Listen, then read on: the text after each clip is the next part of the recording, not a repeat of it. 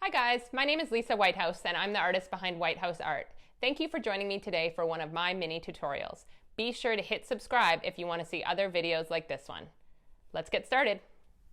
For today, I'm going to be walking you through how to paint a Christmas ornament with watercolors.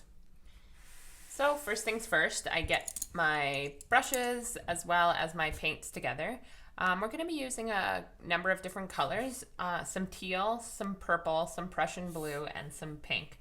And with watercolors, I find that sometimes with the brushes it's a little bit of individual preference, but I like to use an angled brush as well as a fine liner brush for some of the detail work. All right, so first things first, we're going to be doing the wet in wet technique. If you've watched any of my other videos, I do this technique a lot, and that's where we lay down a layer of clear water and then fill in with paint. So first things first, we're going to fill the whole ball with clear water, and you can sometimes leave a little bit of a shine mark, so that's just like a little reflection. So we're going to leave this part white right here.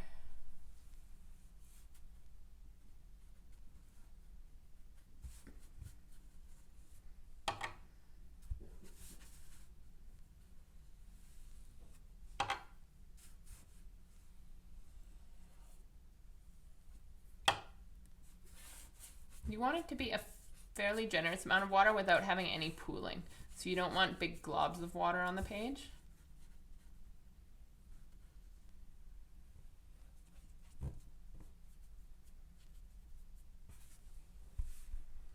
Actually, I've changed my mind about where I want the reflection to go. I think I'm going to fill that in, and then I think we're going to do a reflection over here a little bit, so I can just dab up a bit of the water right here.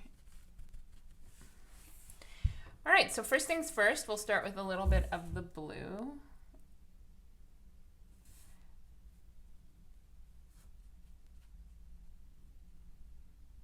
And I'm going to allow the blue to transition into the teal. So then I lay down teal right beside it. It's important for the page to stay wet while you're working through the different colors. So you have to move fairly quickly. And then after the teal, I'm going to do a little bit of purple.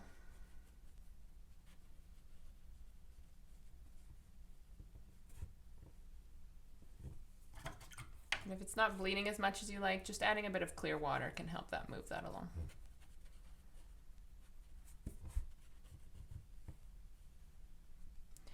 And then last but not least, I'm going to add the pink in the corner. I don't feel like Christmas ornaments have to be the traditional red and green colors. We can add a little pink, a little purple. It's quite fun. So now that I've done that, as it dries, I'm going to go ahead and add another layer over top. So taking the blue again and starting back here. Because as it dries, what you're going to find is it lightens quite a bit.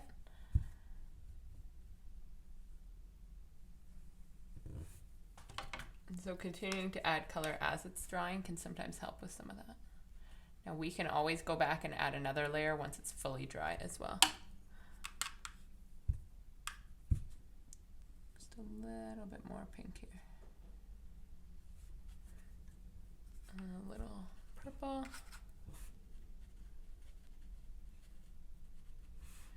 And then we're just going to let this set up and dry.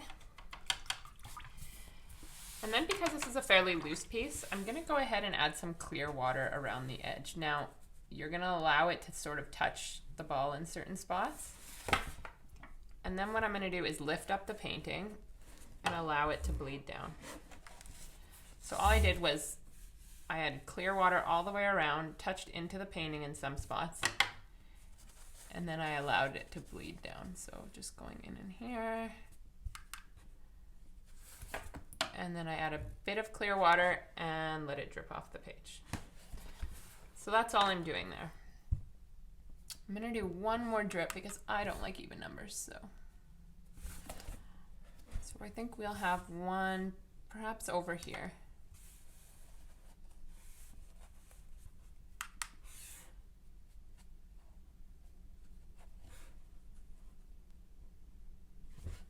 that's all I'm going to do for that layer.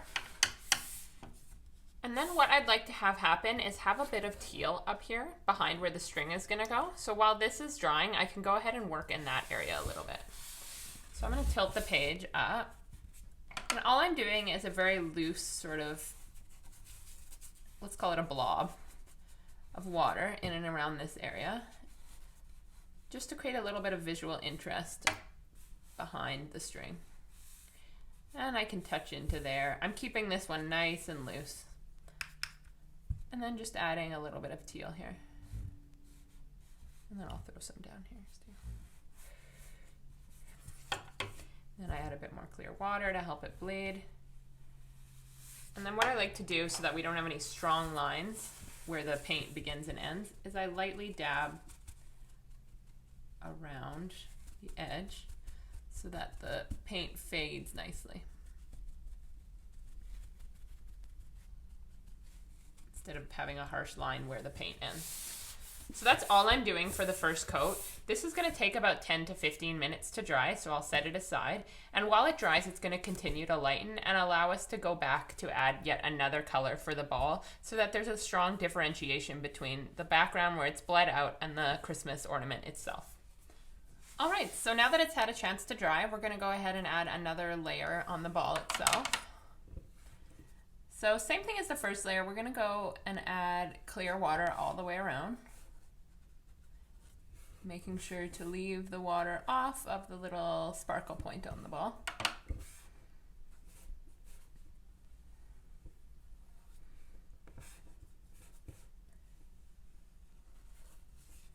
So just filling it in.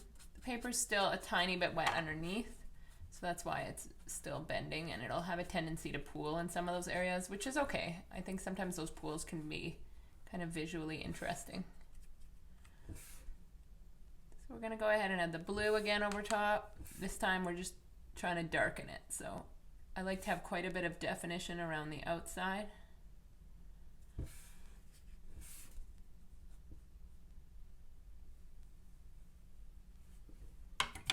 Same thing with this side. I'm just going to go ahead and darken the edge here.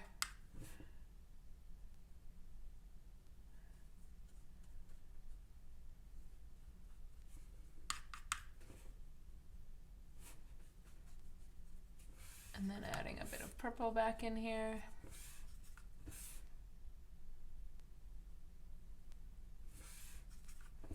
A little bit over here.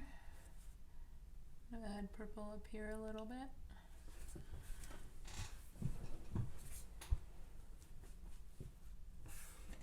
And then lastly, I'll add a little bit more teal. We don't need a lot because the teal's already quite strong.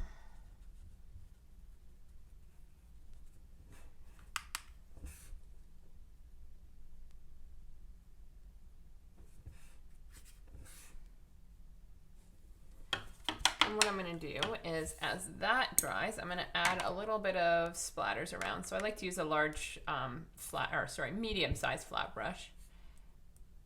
And then I add a few splatters inside the ball and just around, and then I add some clear over top so that there's varying sizes. And then a little pink splatter with a little clear over top. And then lastly, a little bit of teal.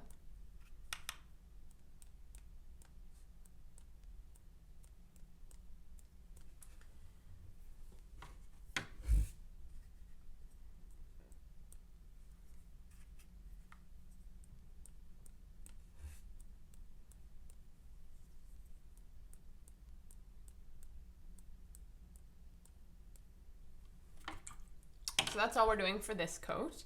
Last but not least, once this is dry, we can go ahead and add all of the detail here. Because it's wet here, I hesitate to add that final detail until the ball is actually fully dry. So this should take another 10 minutes or so, and then we can finish it up. So now that the painting is mostly dry, we can go ahead and add the final details on the top. So for this, I'm going to do some clear water first in some thin lines across the top, leaving a little bit of white space. And I'm going to take a bit of Payne's Gray and just drop it in along the top.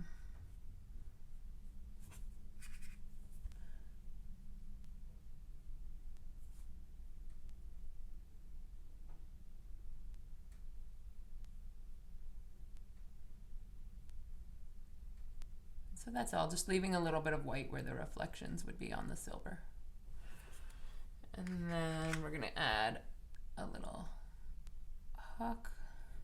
Then I like to turn it around for the final touch. It's easier to avoid messing up the parts that are still wet down here.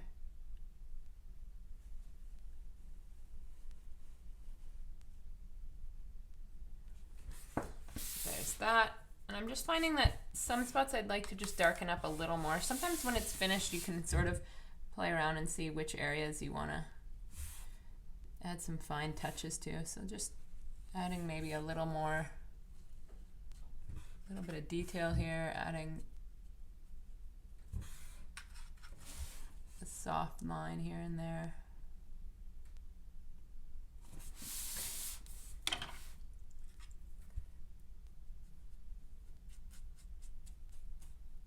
Sometimes a dry brush can add a bit of texture.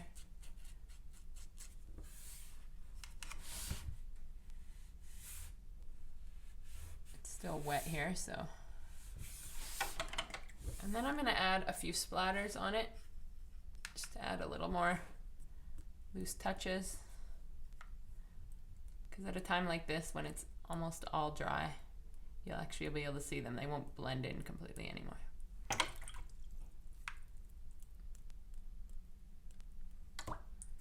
Few more up here.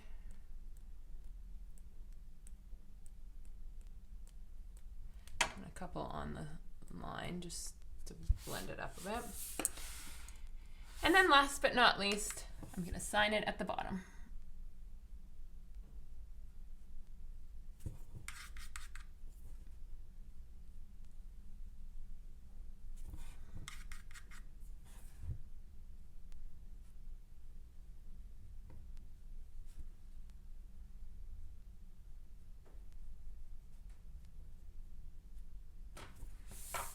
And it's all done.